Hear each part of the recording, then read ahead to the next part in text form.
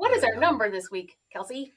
The number is 66, Wendy. Ooh, that has a It nice is. ring to it. Yeah, I was on a call last week and this report came through, and I thought it was quite interesting that 66% of business owners, when they sell their business, this will be their single largest financial transaction of their lifetime. So Wow. 2/3 selling their business, it's their biggest transaction. So it's more than So their house. It's more than anything else. It is a significant number. and I just thought, like 2/3, like that's a lot of people. Well, we You talk know, about it a lot, Kelsey, about how when you start a business, if you just started it, it may not be your largest asset. But as it grows and you scale it and you do more things and it's making more money and more profit, it becomes your largest asset. absolutely. I don't think people really know when that line gets crossed either, like, because they're just in the trenches so much. Well, like there's a lot more stats too that like 40% of them haven't even looked at starting to get a valuation. Mm. You know what I mean? You start looking at, you don't know what it's worth, and you're hoping it's worth X to fund your retirement, lifestyle, legacy, whatever. Um, but they just don't have a clue. So when you start looking at like, sorry, when I said that, like only less than 40% have ever gone out to see how much it's worth. So then you have another 60% plus that Mm. hasn't checked it out. So when you start looking at 2/3 are hoping that this transaction's going to set them free, and then knowing that 60% of them have no clue of what that's worth, that's I have a mental joke that most business owners think it's a function of how of their capital gains exemption. yeah, That's how much it's worth. I have how much in capital gains exemption, and there's two of us. There's three of us. That's the value of our asset. yeah, yeah. No, I need X, and there's no math behind it, right? It's just I think. When you talk about not knowing what your business is worth, it's your largest transaction. I could go on a rant all day about, do you know what it needs to be worth in order to have the life after you sell that business that you want? Like, to me, like, there's so many levels of knowledge, and it's not something that you can do overnight, is it? No, it's to properly do it. It takes a few years. Mm-hmm. I mean, you can. It's nice to start when you start, but not a lot of people think with that. Um, but yeah, you just what rarely can you wake up one day and say I'm going to sell my business and next week have a check. Yeah. I Yeah, there's mean, a long process. And I think that is, I think what you're highlighting is the mentalness in behind it. Sometimes we're hiding from not knowing what it's worth because we're afraid it's not going to be what we want it to be. Or, if we have an inflated number in our head, we don't necessarily want to know the truth. And then I think that I think because the day to day is, there's so much going on to be taken care of, that I think that's sometimes the hard part too, is just coming up for air. Because this, I think, would be categorized as working on your business instead of in. Would you yeah, agree on that? absolutely. I mean, it's a third of them don't even know where to start. Yeah. They don't know who to trust. They don't know who to call. So I mean, you start compounding these numbers, and that's what was when I talked to you. I said this is what we'd like to do the number on, because it's get that education out there that if 66%, this is your biggest transaction, 60% of you haven't even gone out to see its worth, and then a third of you on top of that don't even know where to start. So I mean, that's only 40%, like a third of that 40%. Like you're getting into some crazy numbers of single digits of people that kind of got it going No, on, and which we've seen before. Like yeah, 9% have written plans. Like this is not something we haven't seen before. yeah. When we look at this, Canadian Federation of Independent Business did a study a few years ago, and they said, 76% of small business owners wanted to sell their business or transition their business in the next 10 years, and 9% had a plan. Yeah. Yeah. You're leaving a lot of money on the table. You're leaving a lot of risk because a lot of people want to see it their legacy continue, their employees to be treated the same way, if not better. A lot of people worry about those kind of things. Yeah. But then it's like they get so scared, the business owner, and don't even want to talk to anybody about it. And the stat there is, the latest one I saw was 50% believe that their employees would leave if they knew the business was for sale. So how can you have a conversation with everybody, especially in smaller places, because things get around and all of a sudden you start losing employees and that starts plummeting the value of your business because It's a there's really your brain delicate drain. line to be threaded, but I don't think it means you don't do the work. Because even though you just have to do it kind of in a private, off to the side manner, and you need to find some good professionals to help you.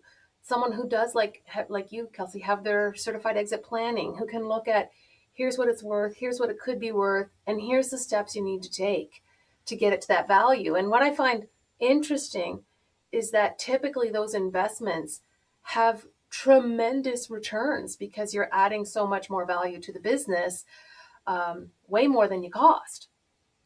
And generally, it's a lot of quote unquote simple stuff, things that take time, but like documentation of everything, getting things out of people's head. I mean, like there's just starting with that, and the business owner generally says they don't have time. But when it comes to a transition or to be selling, you have to make the time because if not, there's no business to sell or very little. Like you'll get hammered on your number because there's no standing operating procedure. There's no who does As this, the who does owner, you're that. too much into the business, which means if you are too much into the business, you're not going to have the time to actually facilitate that transaction. Plus, you're putting a drag on the value. When I start with a lot of people, I'm saying the person buying your business generally wants to buy cash flow. They Mhm. don't want to buy a job. And that's where a lot of the business owners, they still have a job. So when someone else comes to buy it, they look at they have to replace the person, and that's where we got into the earlier conversation on a different episode about CPP and how that can work for you in dividends and salary. So Yeah. Well, and I think what a lot of people assume is that if the industry average multiple, meaning that there's a number that is multiplied by, it could be your top line, it could be your profit, it could be your EBITDA, seller's discretionary earnings. Some of that depends on the industry you're in, and some of it depends on the size of your company. But when we look at all of that, there's work you can do and levers you can pull to increase those numbers so that they are actually more attractive. But I think what's lost sometimes is some of the work you can do can actually increase the multiple so that increase what it increase the, let's say, profit. But if you also increase the multiple, man, you are really escalating the amount that your sale price could be. oh yeah, that's the thing. Like when you're starting looking at, and it's if you get an extra half a point or a point, and all of a sudden that's 500 grand, $1 million, whatever it is, it's worth putting the time in to do things properly. And it's if you're a plumbing company, for example, and someone's buying up, rolling up all the different plumbing companies, they're going to look at your plumbing company and like, hey, where's this, and this? And you're like, I don't have it. Okay, well, here's the Moving on. average. You think you've done well because three's the average and you got 3.2 or whatever. So, but you could have got five. And it's like one of those kind of things. Like that's where it's, people get an unsolicited offer. Don't You're rarely should you ready. take that. This Like is you're kind of not like like it should be part of your strategy meeting every year. What am I doing this year to make my business more valuable? And who needs to help me? Okay, you said a bunch of people, what was it, 30 some percent didn't know where to start. What would you say to 32. those 32% that don't know where to start? Kelsey, what would be your first recommendation? Most of them have some trusted professionals, hopefully, and if they do, like start with your trusted, like your accountant, bookkeeper, lawyer, financial advisor. Um, but interview people too, because you have to like this, knowing that 2/3 of you, this is your largest financial transaction. You want to make sure you can work with the person, and they're specialized in this kind of stuff. Yes, this is not the It's, time to bring in your real estate lawyer. well, that's what I was going to say. Like, no offense, but like that's the thing is there's a reason why there's specialties in lawyers and accountants, and um, this is where you need to spend some money. Yeah. Like that's where like that's the heart of it. You have to spend a little bit of money to make sure it's as polished as possible, that you're protected, and anybody else that you need protected, your employees, and so on and so forth. So where to start is start with them. Look up CEPA's Certified Exit Plan Association. Um, for someone in your neighborhood, it's great to start with them because they understand. They have a process.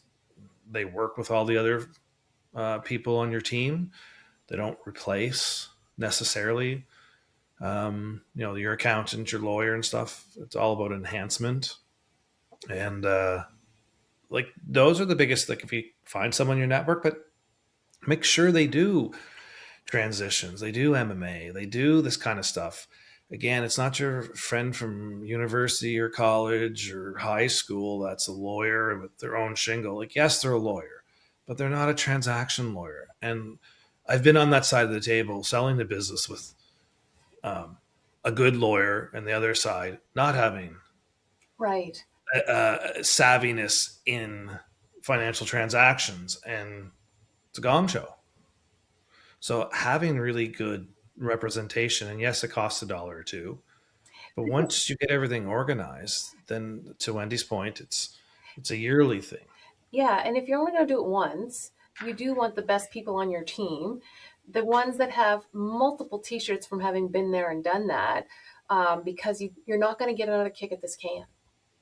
No, Okay, so no, step like number one you're saying is assemble the team, or do they start with the full team if they're 5 to 10 years out, or do they just start with, hey, let's get assessment of where we're at? Like, what would you say if someone's not 2 years out, but more like 5 to 10 years out? What's the first step? I'd have someone do a informal, like the accountant to do some more of a informal valuation, knowing what's kind of there instead of spending the money on a full fledged, especially if you're far out, just to get you some baseline numbers. So And then that's a service quarterly. we also offer too, so that you could reach out to us if this is something of interest to get you that baseline. It's not going to be something CRA or the government can use, but it gives you something to start building from. Yeah, that's what I was gonna say. Like we use a tool, people can put some stuff in, gives them a fairly decent. Mm, Um, Again, to your point, we're not doing a state freeze. That CRA has to look at this and bless this. And this is just like, what do we think your business is worth? We think it's around here, and here's the levers to move it from here upwards, so it's worth a little bit more. yeah, And then you decide. It's like, do you want to put that work in? Because if you don't put the work in, the next person coming in can take advantage of that lift. yeah. Well, and I think the other thing too, with a good assessment of the value of your business, as you said, there's levers that can be pushed, and with the right tool, we can actually prioritize where to spend your time, so that you're like knocking off the things that are going to affect the value the most upfront. And again, I said this earlier, it's work. This is extra work on top of your 9 to 5 ish, your day job. But this is where you have other people on a team to run, quarterback, to make sure everything's moving along so that the business owner doesn't have to be involved in all the minutia. They just have their tasks. They show up at the appropriate time with the right preparation. Because these are things that do take time, and you still have to run the business. Like when I work with people, I say, hey, you're running the revenue side, I'll run the value side. Ooh, that sounds interesting. Yeah. Yeah, because I think there's actually three legs on the stool as a KPI or a key performance index that I think is missed is that value. We look at profit, we look at revenue, but we don't always look at what's the value. And so, yeah, having someone else help you understand and focus on that would be pretty cool. Yeah, like in the SEPA terminology, we talk about the business, financial, and personal readiness as the three legs of the stool. So get your business in order. So because again, if that's your largest asset, that money is going to come out. So financially, how are you prepared to deal with that? Do you have the correct structures? Your spouse isn't a shareholder. Like, okay, well, in Canada, most of the time they become a shareholder 2 years later, they'll be eligible for Canada Games exemption and so on and so forth. So, there could be a lot of structure on that. And you're like, okay, I don't want to bother. It's like, well, you could be leaving a lot of money. Well, it hundreds. could be in your pocket, it could be in CRA's pocket, or it could be still in your buyer's pocket. It's up to you. That's the other Yeah, three. Well, I love this, Kelsey, this conversation around how the largest transaction, 66%, it's the largest transaction. Like, I didn't know it was that big. So I think that you're right, making sure you understand where you're at, where you need to be, and starting to look around for a team, that type of stuff can be very, very important to that. Any last comments on the number 66? No comments on the number 66? me. Yes, you. No, I said it's just a little flabbergasting. Like it's that again, that 66. That you're going through the dark a lot of it, Mm, and that's where I feel like I said it bothers me a bit because there's a lot of help out there. There's a lot of garbage out there as well, but finding that professionals that asking your trusted network, not settling with the first person unless they're fantastic. There are unicorns, as we've seen out there, that in different countries, something that we were working on that someone else popped up that was just absolutely perfect for someone. So yeah. ask, don't be scared. Um, those are kind of And my don't thoughts. leave it till you're tired. Don't leave it till you're tired, because then you're not going to have the energy. It's Well, then that's you're the gonna thing. then you're gonna just want to get out and tap out and leave the money on the table because you don't have the time or effort, And energy. to that point, I can look at someone's financials and go, "You checked out 2 or 3 years ago," Mm. and then that causes a problem. Could cause a problem for the sale too, because they know the owner's tired, hasn't Well, that's a bargaining followed, position. and then it's like, is the whole business on low energy because it's Yeah, coming from the top and things are slack. So a lot of things to think about there. absolutely.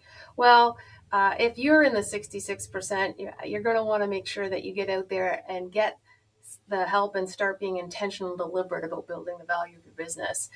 Well, Kelsey, till next time when we have another exciting number to talk about. Excellent. Thank you so much. Bye.